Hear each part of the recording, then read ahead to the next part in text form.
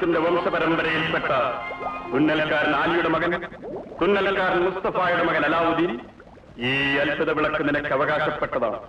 നീ ഒരിക്കലും ഇത് നഷ്ടപ്പെടുത്തരുത്. ഇത് സൂക്ഷിക്കുന്നവൻ ലോകത്തിലെ ഏറ്റവും വലിയ ഭാഗ്യവാനായിരിക്കും. പുറത്തു നിൽക്കുന്നത് നിന്റെ എളാപ്പയല്ല, ഒരു ദുർമന്ത്രവാദിയാണ്. ഈ വിളക്ക് നീ അവന് കൊടുക്കരുത്. കൊടുത്താൽ ജീവനാശവും വംശനാശവുമായിരിക്കും ഫലം.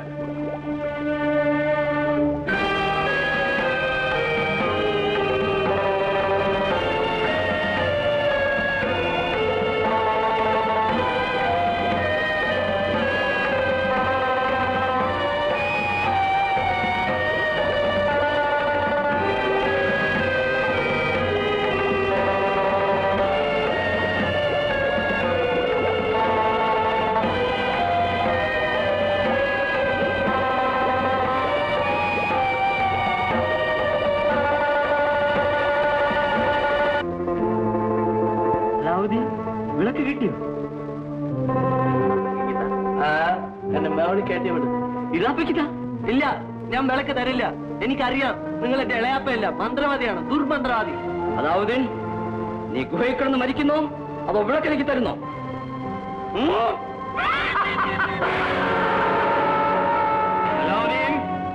അവസാനമായി നിന്നോട് ഞാൻ ചോദിക്കുകയാണ്, നീ വിളക്ക് തരുന്നോ ഇല്ലയോ? മരിച്ചാലും ശരി, ഞാൻ ഈ വിളക്ക് തരില്ല. നീ എന്നേക്കുമായി ഈ ഗുഹയിൽ കിടന്ന് നശിക്കട്ടെ. നിന്റെ അത്തിയുടെ നുറുങ്ങു പോലും ഇവിടെ നിന്ന് വെളിയിൽ പോവുക. ജയ് ജംബ.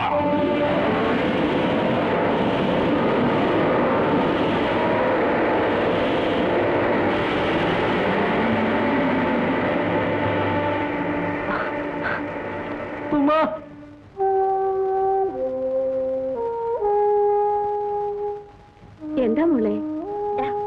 ഉമ്മ തന്നയച്ചതാണ്, വീട്ടിലുണ്ടാക്കിയതാണ്. എന്റെ മോന് ഏറ്റവും ഇഷ്ടമുള്ള പലഹാരമാണ്. അവനില്ലാതെ എന്തിനാ മോളെ?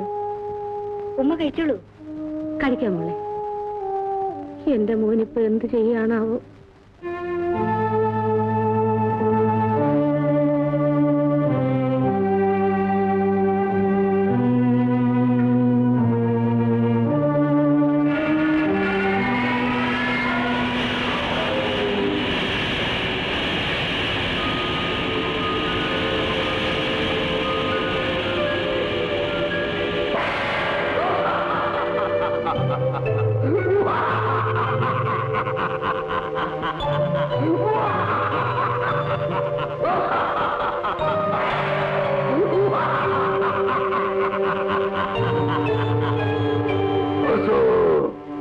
ഞാൻ അങ്ങയുടെ അടിമ ഹിമ്ര.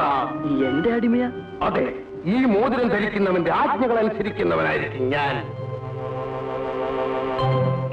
അങ്ങക്ക് എന്തു വേണം കൽപ്പിച്ചാലും. എന്നെ എന്റെ വീട്ടിൽ കൊണ്ടുവിട്.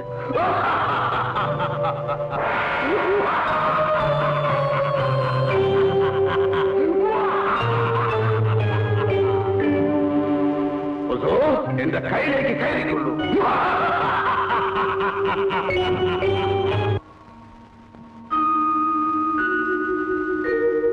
ഇമ്രാത്ത്, നീ ഇപ്പോൾ പോയിക്കളൂ. ആവശ്യമുള്ളപ്പോ വിളിക്കാം.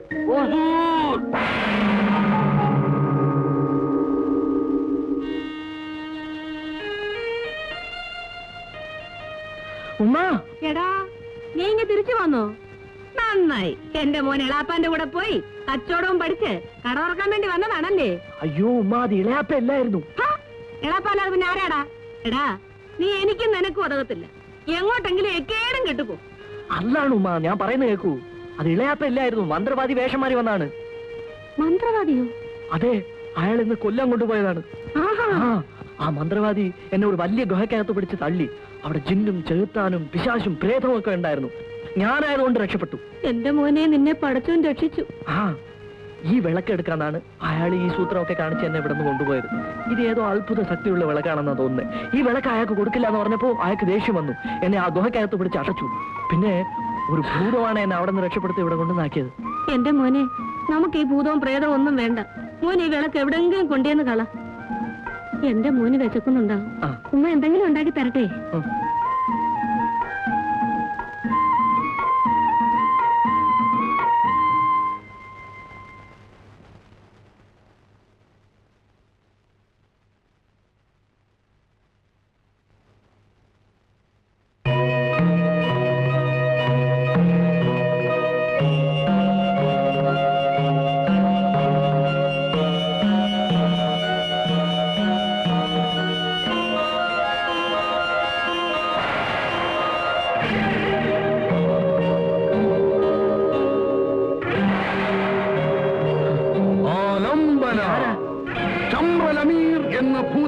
ഞാൻ. 7-ാം കടലിനടിയിലാണ് എന്റെ താമസം. എന്തിനു ഇവിടെ വന്നു? ആലംബന. ഈ വിളക്കാരുടെ കയ്യിലാണോ അവന്റെ അടിമയാണ് ഞാൻ. എന്ത് കാര്യവും സാധിച്ചു കൊടുക്കും. ഈ മോതിരത്തിൽ ഒരു ഭൂതം ഉണ്ടല്ലോ. അവൻ ഇമ്രാത്ത്, ചെറിയ കുട്ടി. അവനെപ്പോലെ ആയിരക്കണക്കിന് ഭൂതങ്ങളുടെ രാജാവാണ് ഞാൻ.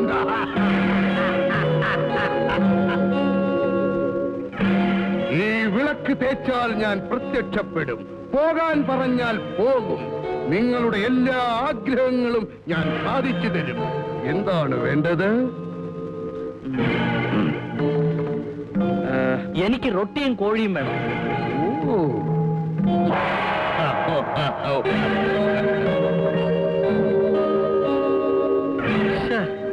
ഞാൻ ഈ കോഴിയല്ല ചോദിച്ചത്, എനിക്ക് പൊരിച്ച കോഴി വേണം. തരോ തരോ.